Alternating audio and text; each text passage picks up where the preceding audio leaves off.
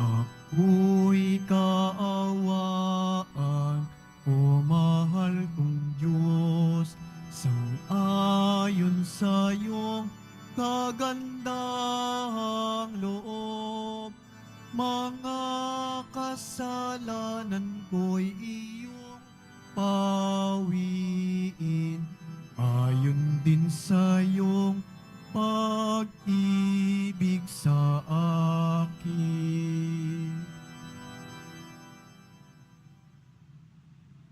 Sa ngalan ng Ama at ng Anak at ng Espiritu Santo, Amen. sumainyo ang Panginoon. At sumaiyo rin.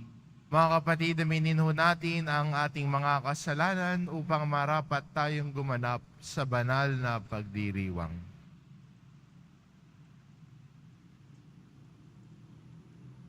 Inaamin ko Sa makapangyarihang Diyos at sa inyo mga kapatid, na lubha akong nagkasala sa isip, sa salita, sa gawa, at sa aking pagkukulang.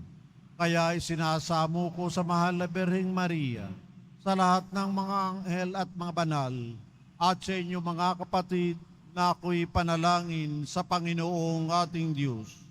kaawaan tayo ng makapangyarihang Diyos, patawarin tayo sa ating mga kasalanan, at patnubayan tayo sa buhay na walang hanggan. Amen. Panginoon, kaawaan mo kami. Panginoon, kaawaan mo kami. Kristo, kaawaan mo kami. Kristo, kaawaan mo kami. Panginoon, kaawaan mo kami. Panginoon, kaawaan mo kami. Manalangin tayo. Ama naming makapangyarihan, sa pagganap namin sa 40 araw ng paghahanda, ang aming kalooban ay iyong pagindapatin para sa pagdiriwang ng Pasko ng pagkabuhay, upang masaya naming maipahayag ang magandang balita ng iyong pagliligtas sa pamamagitan ni Hesukristo, kasama ng Espiritu Santo, magpa sa walang hanggan. Amen. Magsiupo po tayo.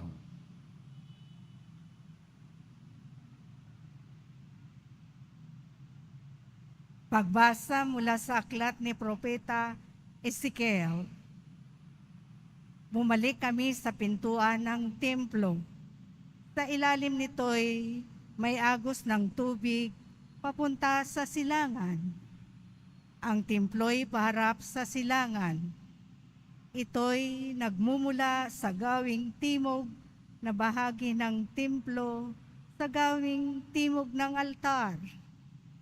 Lumabas kami sa pintuan sa gawing hilaga at iniligid niya ko papalabas sa pintuan sa gawing silangan. Doon ay may mahinang agos ng tubig mula sa gawing timog ng hagdanan.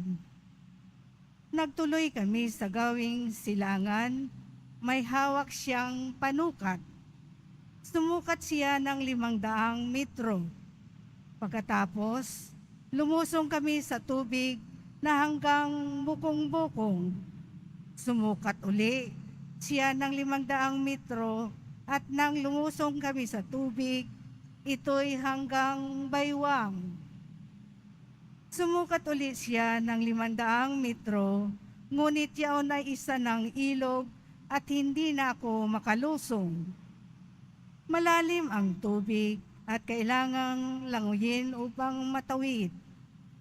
Sinabi niya sa akin, "Tao, tandaan mo ang lugar na ito." Naglakad kami sa pangpang ng nasabing ilog. Nang ako'y pabalik na, nakita ko ang makapal na puno sa magkabilang pampang ng ilog.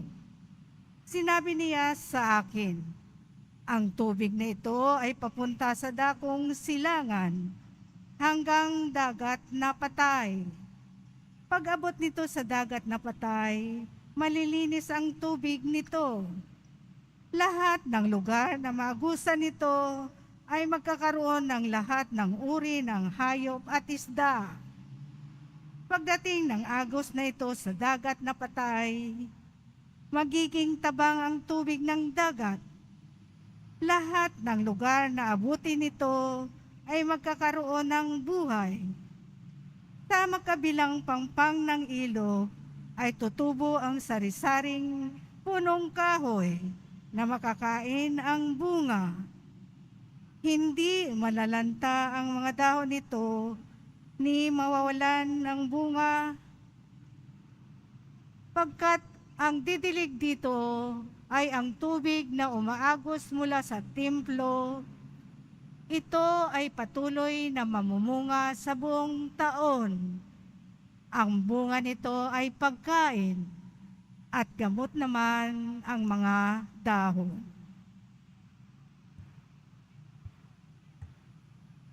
Ang salita ng Diyos. Salamat sa Diyos. Diyos na makapangyarihan, kapiling nating kanlungan. Diyos na makapangyarihay, kapiling natin kanlungan. Ang Diyos ang lakas natin at kanlungan, at handang saklulo kung may kaguluhan. Di dapat matakot, mundo'y mayanigman. Kahit na sa dagat ang bundok mabuwal. Diyos na makapangyarihay, kapiling nating kanlungan. May ilog na galak sa bayan ng Diyos. Sa banal na templo'y ligaya ang dulot. Ang tahanang lungsod ay di masisira. Ito ang tahanan ng Diyos na dakila. Mula sa umaga ay kanyang alaga. Diyos na makapangyarihay, kapiling nating kanlungan. Nasa atin ang Diyos makapangyarihan, ang Diyos ni Jacob na ating kanlungan. Anuman ang kanyang ginawa sa lupa, sapat ng pagmasdan at ika'y hahanga. Diyos na makapangyarihay, kapiling nating kanlungan. Magsitayo po tayo.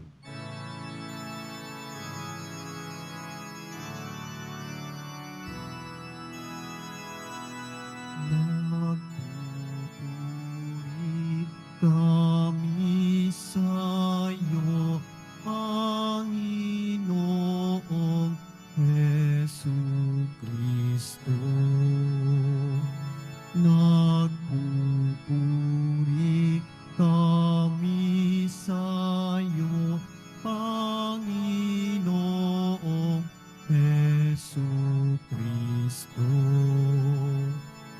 Diyos ko sa akiigawad, loobing tunay na tapat, puso ko'y gawin mong wagas, nang manauli ang galak, bunga ng iyong pagliligtas. Nagpupuri kami sa'yo, Panginoong Jesucristo.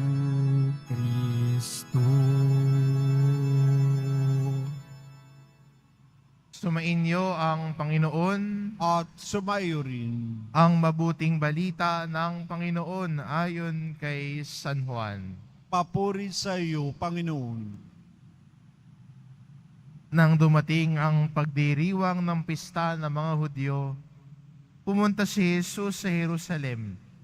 Sa lungsod na ito, malapit sa pintuan ng mga tupa, ay may malaking deposito ng tubig na may 5 portiko.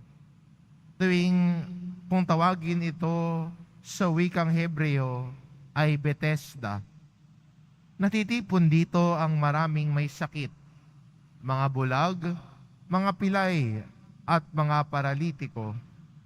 Hinihintay nilang gumalaw ang tubig sapagkat may panahong bumababa ang isang anghel ng Panginoon at kinakalawkaw ang tubig.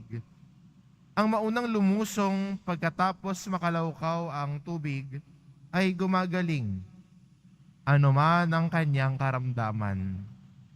Dooy may isang lalaking 38 taon nang may sakit at siya'y nakita ni Jesus. Alam nitong matagal nang may sakit ang lalaki. Tinanong siya ni Jesus, "Ibig mo bang gumaling?" Sumagot ang may sakit, "Ginoo, wala pong maglusong sa akin kapag nakalawkaw na ang tubig. Patungo pa lamang ako roon ay may nauna na sa akin." Sinabi sa kanya ni Jesus, "Tumindig ka, dalhin mo ang iyong higaan at lumakad ka." At pagdakay, gumaling ang lalaki. Dinala ang kanyang higaan at lumakad. Nooy araw ng pamamahinga, kaya't sinabi ng mga Hudyo sa lalaking pinagaling, "Araw ng pamamahinga ngayon, labag sa kautusan na dalhin mo ang iyong higaan." Ngunit sumagot siya, "Ang nagpagaling sa akin ang nagsabing dalhin ko ang aking higaan at lumakad ako." At siya'y tinanong nila, "Sino ang nagsabi sa iyo na dalhin mo ang iyong higaan at lumakad ka?" Ngunit hindi nakilala ng lalaki kung sino ang nagpagaling sa kanya, sapagkat wala na si Jesus sa karamihan ng tao. Pagkatapos nakita ni Jesus sa loob ng templo ang lalaki at sinabihan, "Magaling ka na ngayon. Huwag ka nang magkakasala at baka may mangyari sa iyo na lalo pang masama." Umalis ang lalaki at sinabi sa mga Hudyo na si Jesus ang nagpagaling sa kanya. Dahil dito si Jesus ay sinimulang usigin ng mga Hudyo, sapagkat nagpagaling siya sa araw ng pamamahinga. Ang mabuting balita ng Panginoon. Pinupuri ka namin, Panginoong Heso Kristo. Magsiupo po tayo.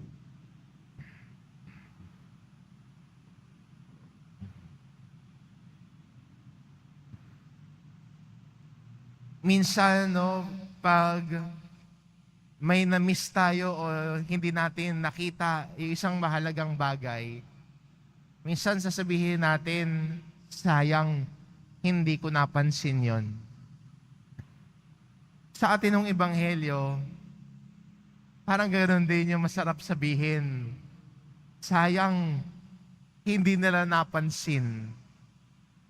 Hindi nila napansin na yung lalaki na sinita nila, na nagdadala ng kanyang higaan, ay 38 taon nang may sakit. Pero dahil kay Jesus, gumaling siya. Pero ano mas pinansin nila? Mas pinansin nila yung pagbibitbit niya ng higaan. At sinita siya, "Uy, araw ng pamamahinga ngayon, bawal mong gawin yan ah." Hindi nila nakita o hindi nila napansin na itong taong ito na nagbitbit ng higaan at matagal nang may sakit ay magaling na. Sana nagtanong sila nung sinabi nung lalaking ito sa mga Hudyo na yung nagpagaling sa akin. Sana nagtanong sila, "Bakit? Ano bang sakit mo?" Sana naging paraan yun ng pagtuklas nila sa kwento ng taong ito na una nilang nakita, una nilang napansin na gumawa pala ang Diyos ng isang dakilang bagay sa buhay ng taong ito. Maganda rin po sa atin bilang Kristiyano, sa ating patuloy na paglalakbay sa panahon ng Kwaresma, na makita natin ang bawat isa ay may kanya-kanyang kwento ng pananampalataya.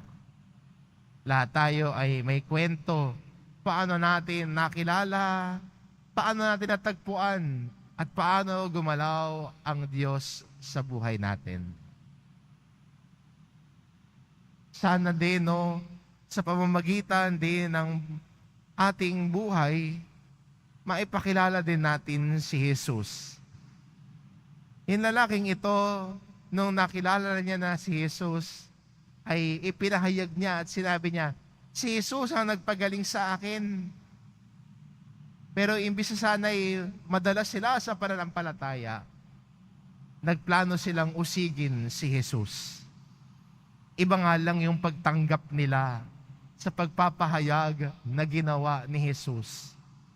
Pero kung sana nakita nila na yung pinagaling ni Jesus ay matagal nang may sakit at hindi nila masyadong pinansin na ay si Jesus nagpagaling sa araw ng pamamahinga, bad yun. Masama yun.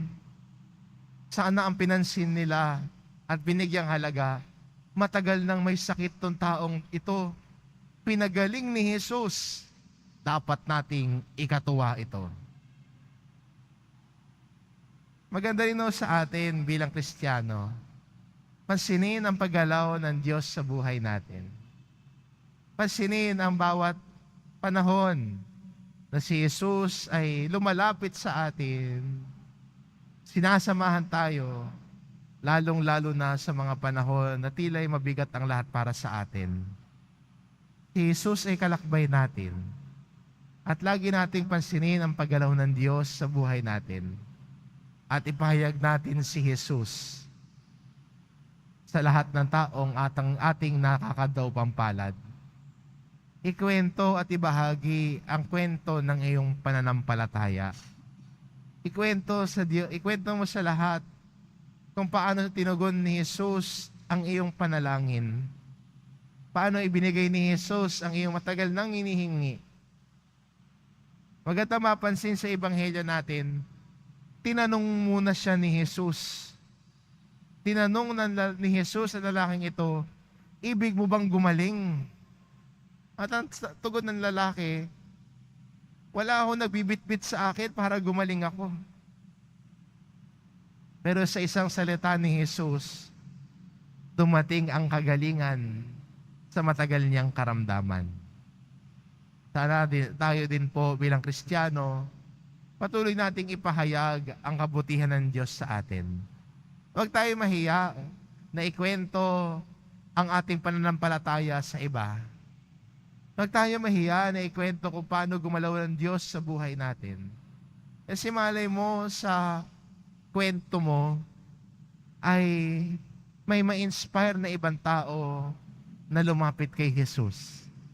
Malay mo sa pagbabahagi mo ng pananampalataya mo o ng karanasan mo kay Jesus, may isang taong mapaisip, subukan ko nga lumapit kay Jesus.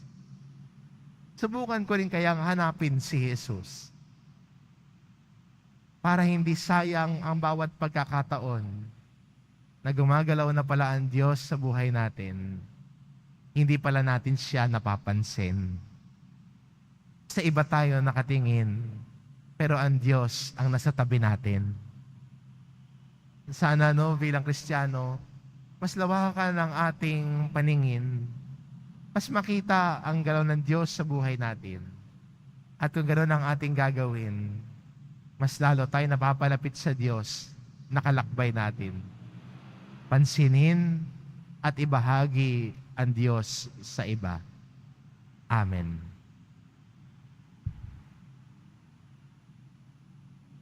Magsitayo po tayo.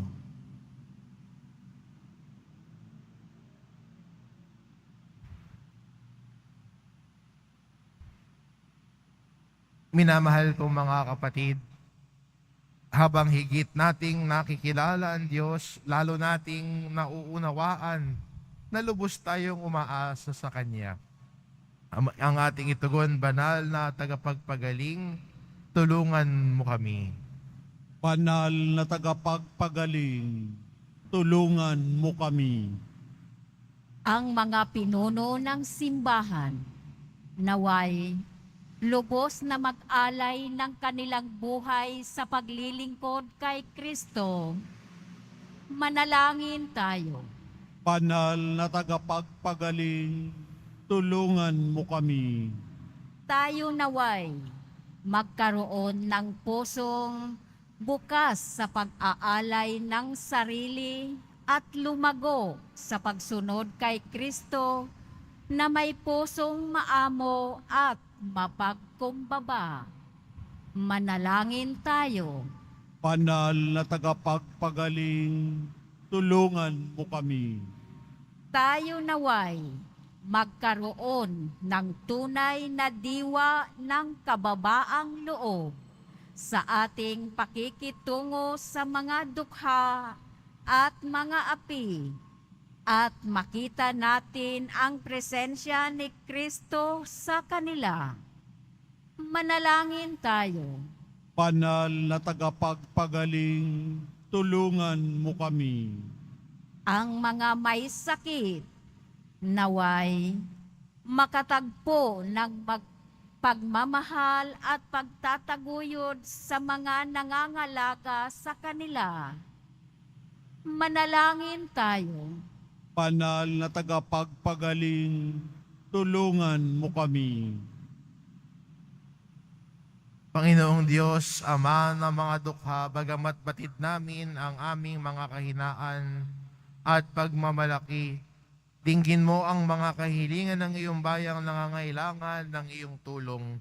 Idinadalangin namin ito sa pamamagitan ni Kristo na aming Panginoon. Amen. Magsiupo po tayo.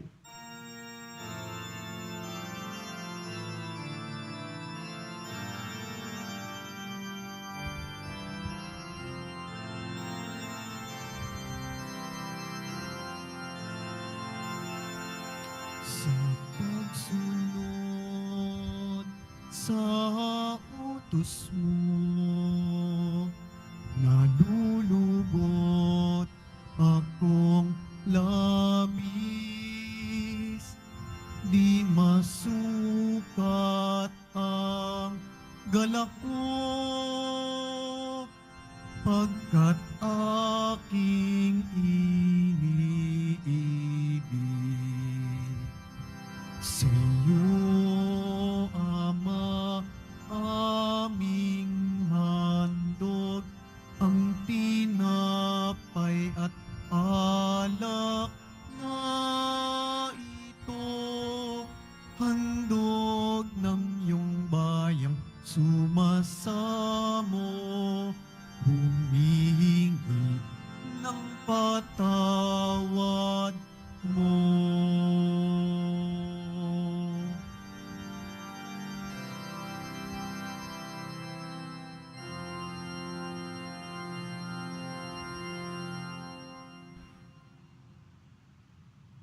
Magsitayo po tayo. Manalangin kayo mga kapatid, upang ang paghahain natin ay kalugdan ng Diyos amang makapangyarihan.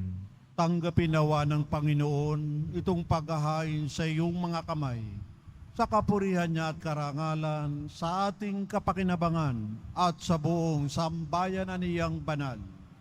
Ama naming lumikha, inaalay namin sa iyo ang mga kaloob mong ito bilang pagtanaw namin ng utang na loob sa iyong paglingap sa amin araw-araw at bilang pagganap sa iyong pagkupkop sa aming lahat na iyong ibinubuhay sa pamamagitan ni Hesukristo kasama ng Espiritu Santo magpasawalang hanggan.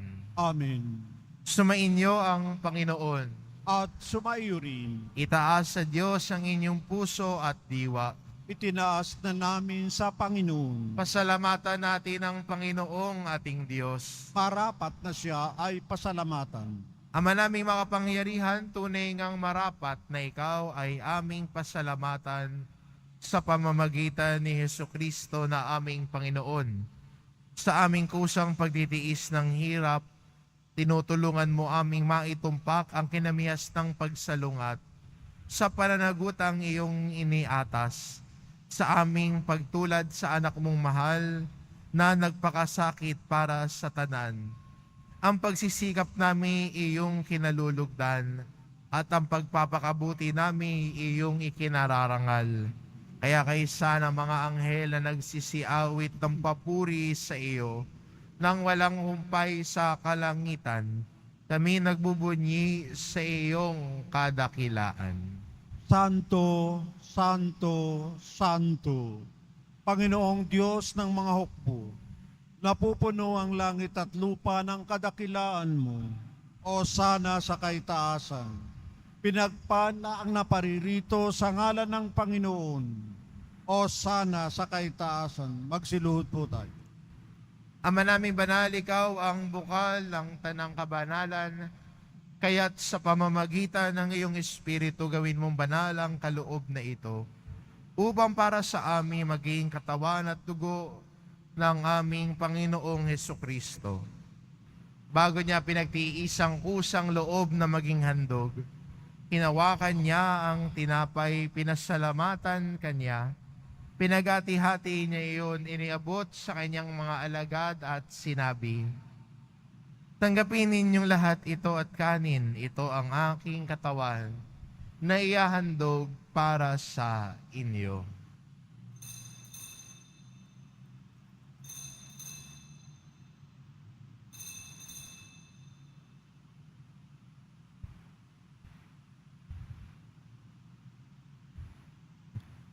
Gayun din naman na matapos ang hapunan, hinawakan niya ang kalis. Muli kanyang pinasalamatan. Iniabot niya ang kalis sa kanyang mga alagad at sinabi, "Tanggapin ninyong lahat ito at inumin, ito ang kalis ng aking dugo, ng bago at walang hanggang tipan. Ang aking dugo na ibubuhos para sa inyo at para sa lahat, sa ikapagpapatawad ng mga kasalanan. Gawin ninyo ito sa pag-alala sa akin."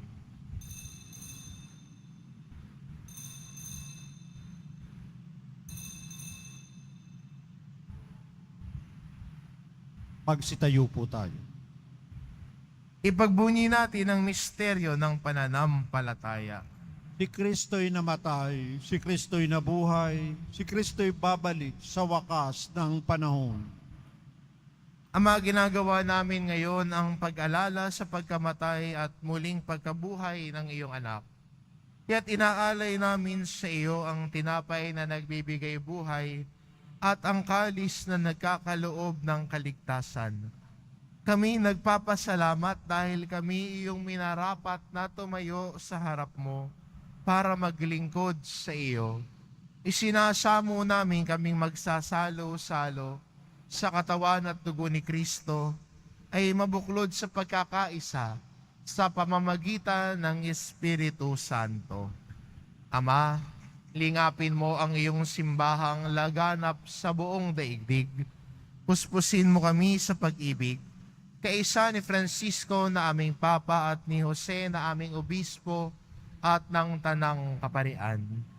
Alalahanin mo rin ang mga kapatid naming nahimlay na may pag-asang sila'y muling mabubuhay, gayon din ang lahat ng mga pumanaw. Kaawaan mo sila at patuloyin sa iyong kaliwanagan. Kaawaan mo at pagindapatin kaming lahat na makasalo sa iyong buhay na walang wakas. Kaisa ng mahal na Birheng Maria na ina ng Diyos, ng kabiyak ng puso niyang si San Jose, kaisa ng mga apostol at ng lahat ng mga banal, na namuhay dito sa daigdig ng kalugod-lugod sa iyo, maipagdiwang nawa namin ang pagpupuri sa ikararangal mo sa pamamagitan ng iyong anak na aming Panginoong Hesukristo. Sa pamamagitan ni Kristo, kasama niya at sa Kanya, ang lahat ng parangal at papuri ay sa iyo, Diyos amang makapangyarihan, kasama ng Espiritu Santo, magpa sa walang hanggan. Amen. Sa tagubilin ng mga nakagagaling na utos at turo ni Jesus na Panginoon natin at Diyos, ipahayag po natin ng lakas loob. Ama namin, sumasalangit ka, sambahin ang ngalan mo, mapasa amin ang kaharian mo, sundin ang loob mo dito sa lupa para nang sa langit. Bigyan mo kami ngayon ng aming kakanin sa araw-araw at patawarin mo kami sa aming mga sala para ng pagpapatawad namin sa nagkakasala sa amin. at huwag mo kaming ipahintulot sa tukso at iadya mo kami sa lahat ng masama. Hinihiling namin kami adya sa lahat ng masama, pagkalooban ng kapayapaan araw-araw, iligtas sa kasalanan, at ilayo sa lahat ng kapahamakan. Samantalang aming pinananabikan ng dakilang araw ng pagpapahayag ng tagapagligtas naming si Hesu Kristo. Sapagkat iyo ang kaharian at ang kapangyarihan at ang kapurihan magpakailanman. Amen. Panginoong Hesukristo, sinabi mo sa iyong mga apostol, kapayapaan ang iniiwan ko sa inyo, ang aking kapayapaan ang ibinibigay ko sa inyo. Tungayan mo ang aming pananampalataya at huwag ang aming pagkakasala. Pagkalooban mo kami ng kapayapaan at pagkakaisa ayon sa iyong kalooban, kasama ng Espiritu Santo, magpa sa walang hanggan. Amen. Ang kapayapaan ng Panginoon ay laging sumainyo. At sumaiyo rin. Magbigayan kayo ng kapayapaan sa isa't isa.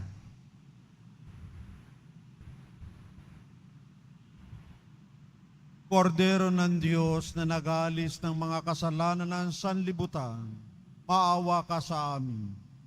Kordero ng Diyos na nag-aalis ng mga kasalanan ng sanlibutan, maawa ka sa amin.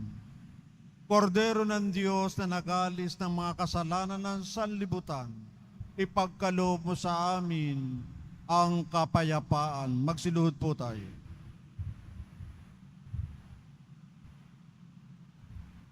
Itong kordero ng Diyos, ito nag-aalis ng kasalanan ng sanlibutan. Mapalad ang mga inaanyayahan sa kanyang piging. Panginoon, hindi ako karapat-dapat na magpatuloy sa iyo, ngunit sa isang salita mo lamang ay gagaling na ako.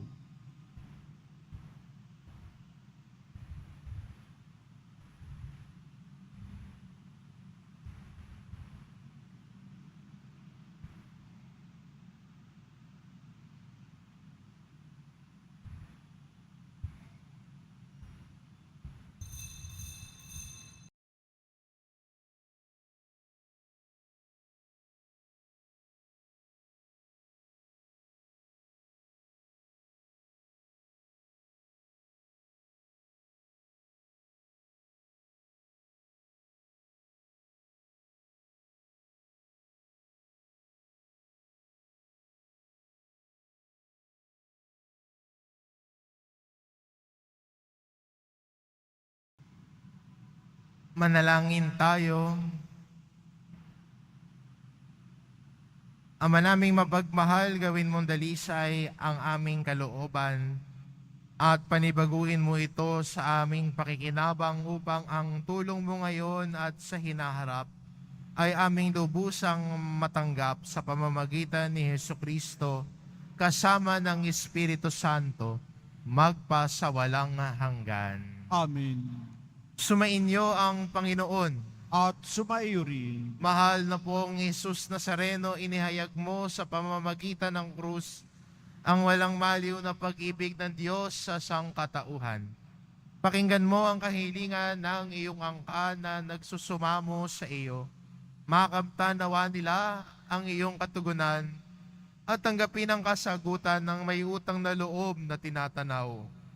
Basbasan din po ninyo ang mga may daladala nilang imahen at dasalan sa pamamagitan ng bendisyon na ito, naway maalala nila ang mga pangako nila noon sa binyag, na ikaw ang kanilang iibigin at paglilingkuran bilang Panginoon magpa sa walang hanggan. Amen. At pagpalain kayo ng ating mapagmahal na Diyos, ang Ama at ang Anak at ang Espiritu Santo. Amen. Humayo kayo, taglay ang kapayapaan ng poong Jesus Nazareno. Salamat sa Diyos.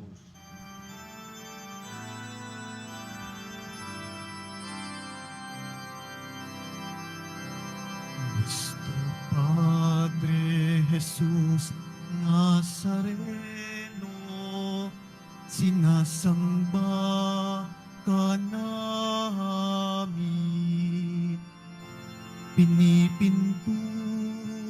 ka namin.